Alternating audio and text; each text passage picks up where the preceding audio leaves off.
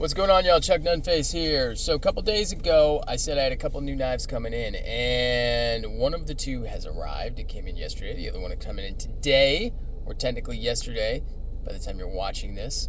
And I've got it right here. And so I did ask, I said, go ahead and drop a comment what you think it might be. And it was American made, and it's definitely something that I've had before. So did get a couple of comments, got Emerson, got, I don't know, something else. But yeah, it is actually a Medford. And yes, my friend, It Isn't Dan, did comment Medford, but that's cheating because I had talked to him on Instagram beforehand and said I had one coming. So, yes, it is not just any Medford, it is a Medford Marauder-H with that beautiful Vulcan finish blade. Awesome. Look at it. And then the filigree bronze laser. Well, it's lasered and then bronze filigree right there. And it's got a little bit of color from the laser etching in there. It's like some purple. I would imagine it's like heat scoring. And then some bronze on the pivots, or the hardware rather. Just looks awesome. Brushed bronze clip. Just looks dope. I think it looks dope. S45 VM blade, as indicated by that 4 right there. That's what that means. And this one was made in December of 2023. So the number code right there, you've got the 12, or the 2 rather. Or I'm sorry, strike that. The 3 is the first number. That indicates the year, so that's 2023. And then the 12 indicates the month, December. And then this is the number of the run. Now the number on the inside is not the same. So older Medfords, they used to all be, matching serialized. They're really not anymore from what I've seen. I mean, I suppose maybe there's some of them out there that still are, but they're not. That's not the focus anymore, is making sure that the blade serial and the scale serials match. So they don't match, but that's kind of typical. It's par for the course right now. And yeah, it's going to need to break in. I'm definitely in a break-in period with this, having only had it for, a few hours basically. I mean, I got it last night, but I didn't really mess with it too much.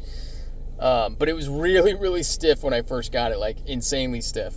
And so I did actually add a little bit of oil into the pivot right there. Not much, just a couple of drops. Because what I typically do with Medfords when I get them is I tend to break them down and kind of get the pivot the way I want it. Because they do use this. They've been using this grease for years that it probably is fantastic if you are never going to take your knife apart and you're just going to use it, constantly. It's probably going to be a great option because it's really durable. It survives being washed and everything else. It kind of stays in the washers.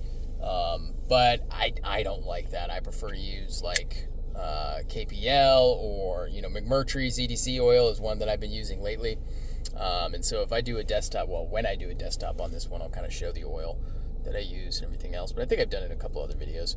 But yeah, it's very stiff, and the lock is really stiff as well. So that needs maybe some adjustment. I don't know. But it's really stiff.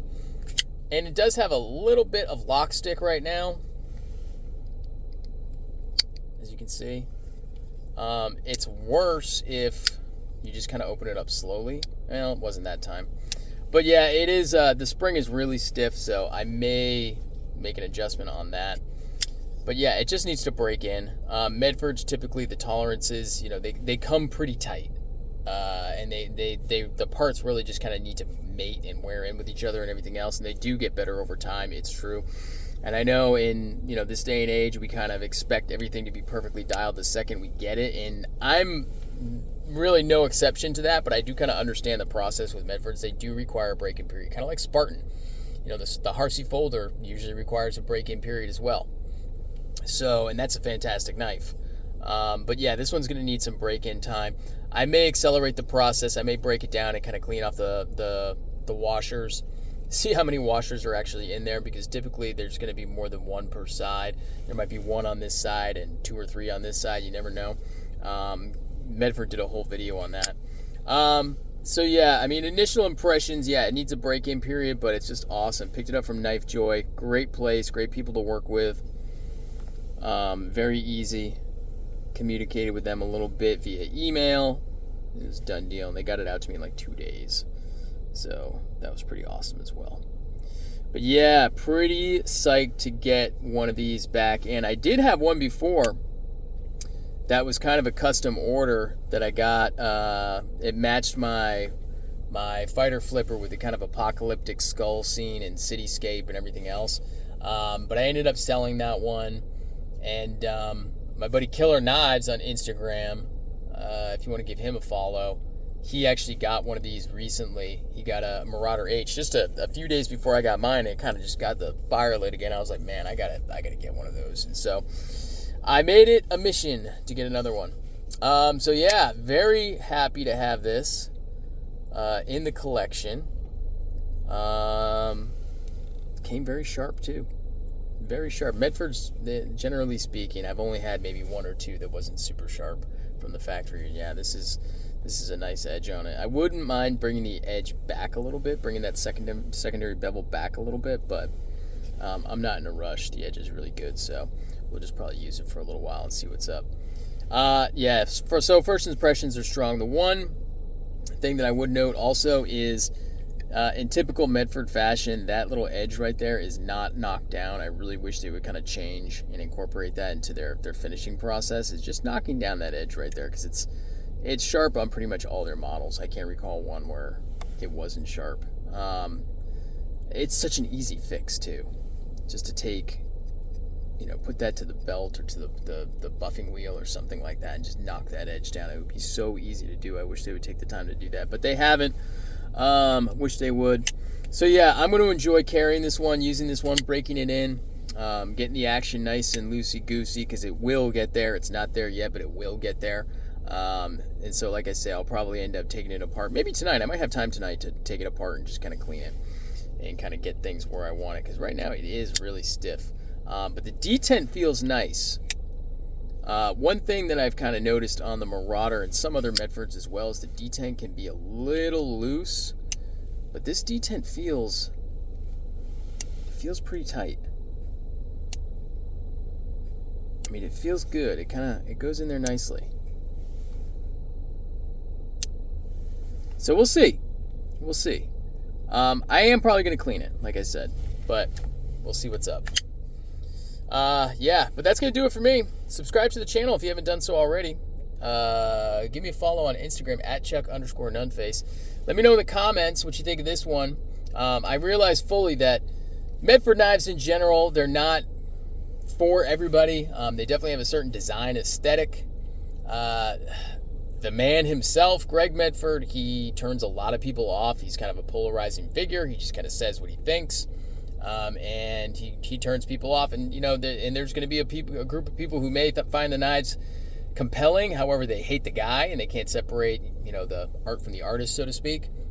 And there are a group of people who just think these designs are stupid and they have no point of them. I mean, I can understand somebody looking at this and being like, yeah, that's definitely not for me. Too heavy, too big, too thick, 0.19. So yeah, this is the H, as I said. So it's going to be equal width on the blade stock and the scale, so it's all 0.187 within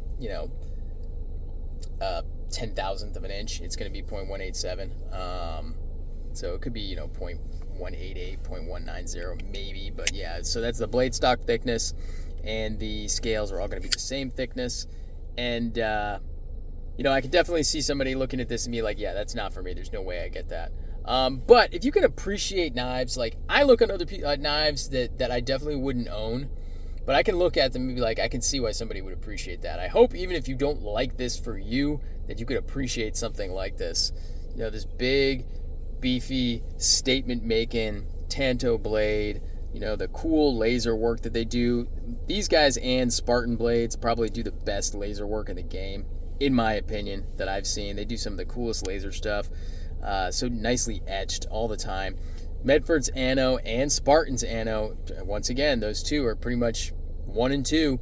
They're neck and neck as far as what I think knife makers are doing for Anno work and laser work. And then that cool Vulcan blade. I really just like the way the Vulcan blades turn out. They're just always different. They always look awesome. And And so, yeah, this was the model I wanted. This is the one I picked. So, yeah, let me know what you think in the comments. Drop me a comment, share the video out there. Be sure to subscribe to the channel if you haven't done so already. Follow me on Instagram at Chuck_Nunface, and stay tuned for the next one.